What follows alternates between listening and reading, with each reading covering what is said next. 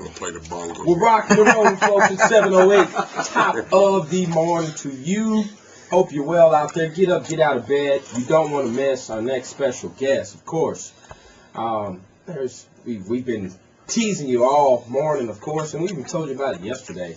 But he's here, and he's got us cracking up and laughing already, busting out at the seams, as usual. Indeed, the lifetime Longhorn, Mr. Steve McMichael, joins us today. What a pleasure. God bless you, Longhorn Nation. I just don't get pampering in Chicago from Longhorns. There's a Longhorn bar in Chicago that has the games. Really? You can go catch them there. Is that right? Oh, yeah. Longhorn bar? Who owns it? Is it a Longhorn that owns it? No, just where the Longhorn X's go to party. Very interesting. That is interesting. I wouldn't think there'd be too many of them up there, but I guess. Longhorn Nation. Indeed, it's everywhere. Do you miss it?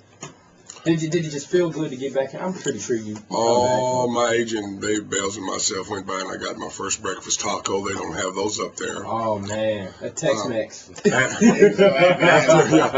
one of the places I'm going to make an appearance after the game at Antonio's from 7 to 10. I'm going to get me some greasy Tex-Mex. Now is that tomorrow after the game? Yeah. Tomorrow. That's a good spot. Yes, very good food. Which one you going to?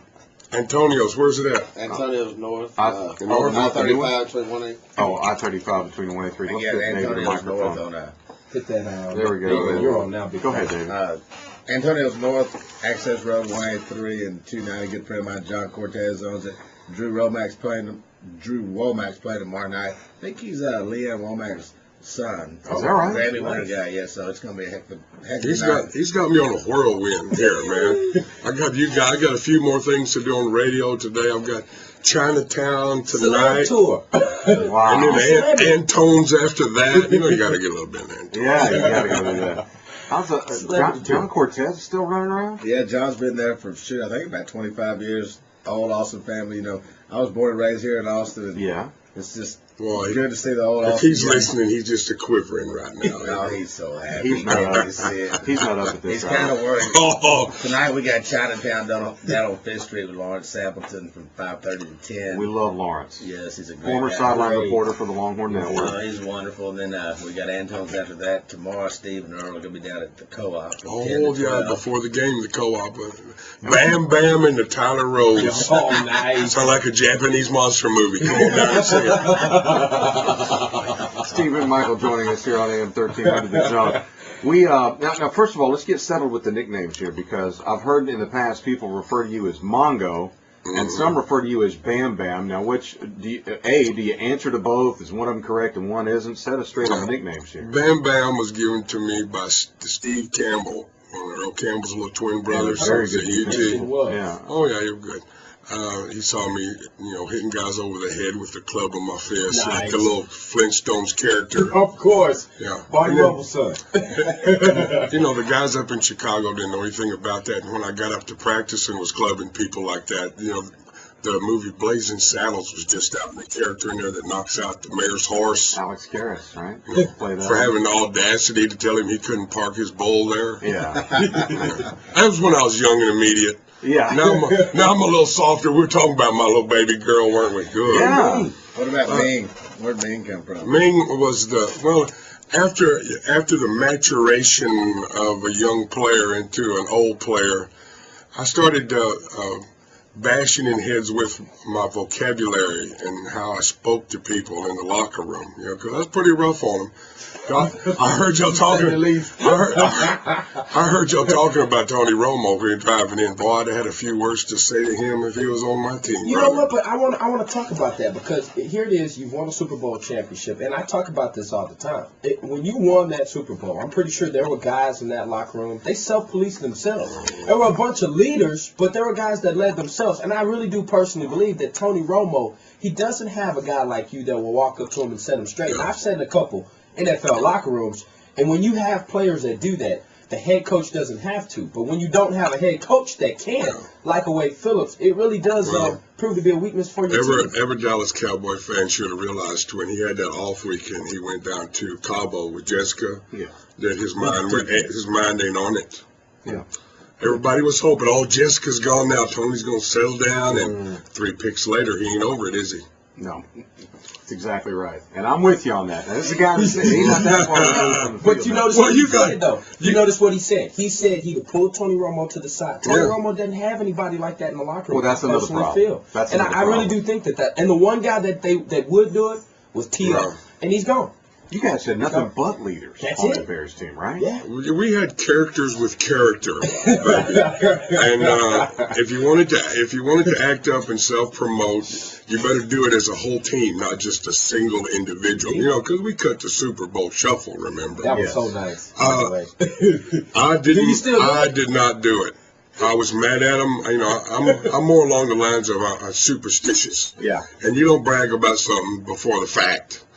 And I told those guys, you guys don't know me. I'm from South Texas and a hunter. You guys cut this thing and we lose that Super Bowl and I think it jinxed us. I'll hunt you all down and kill you. In my gilly. I bet nobody laughed after you said it either. No. Yeah, I didn't think so. Not. Yeah, That's what I mean. Yeah, you know, That's what I mean. The difference is the guys that truly love the game, you know, the money and fame is second. The fame and whoever's making the most money has taken over as the captain of the team. Mm-hmm. That's not right. Yeah. It's the guy that lives it. It's his life. You better watch out for him, because if you go against what he thinks, there's going to be some problems. There's that hunger factor a lot of people like to call it too. You know, some guys also, it's a matter of having options. Some guys are just treading water till they get out of the NFL and go to their next career. For some guys, this is it. Whatever happened to the fear of failure? I don't know. I mean, it doesn't mean that you're a success if you get a bunch of money up front before you've even played the game. It doesn't mean you have succeeded in that game. And that's what they do. You know, in the real world, you got some work to be contracted out. Do you pay that contractor up front? No. How do you think that job's going to get done for you? Yeah. That's exactly what the problem is in the NFL right now. So the NFL salary should be paid at the end of the year? It should be paid in performance. Yeah. You know, if you get so many tackles, money. If you get so many touchdowns, money. So many receptions. I mean, stats. You know, what is their Hall of Fame for? But Steve, let me ask you this. Steve McMichael, our guest here on AM 1300 The Zone. But then you're going to get into the politics of it. You might have a cheap owner that radios down to the sideline and says, hey, if running back A gets 10 more yards, it clicks in an incentive-based bonus, get his ass on the sideline. Well, you know, there should be incentives for owners to win. Okay. Instead of them just sharing the money, you get a lion's share. Whoever wins that year gets the lion's share. I guarantee you there'd be more George Steinbrenners in the league. Probably so. So. Steve McMichael joining us now. All modesty aside, the Bears' 85 defense, best performance ever in a playoff? Well, you know, that whole playoff year, those 3 games, we shut out the first 2 teams. Right. And Walter fumbles right at the beginning of the game, gives New England a cheap field goal, or we would have stayed in the game. That was our backups. They scored and finally ended up with 10 points against. We'd have stayed in the game. If we'd have shut out the Patriots like that, no points in the playoffs. Yeah. Come on. That would have I'm making the statement. It's still to this day the best performance ever. For that 1 year, we had the best defense that ever played. And listen to this stat. It's kind of how Dan Hampton got in the Hall of Fame, my teammate from the Arkansas Razorbacks.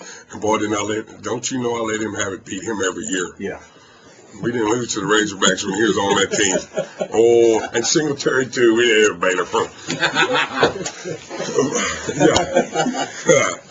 Hey, tell him that. The night before the Super Bowl, when Buddy Ryan was leaving, when he said we're gonna watch tape of this New England offense. Yeah, that's kind of fired up the team a little bit. Buddy Ryan, none of us knew, you know, the defense coordinator of the Bears. They went to Philly and they went to Arizona and never had the success he had. He whipped Kevin Gilbride on the sideline. Yeah, well, can I say it was a bitch slap?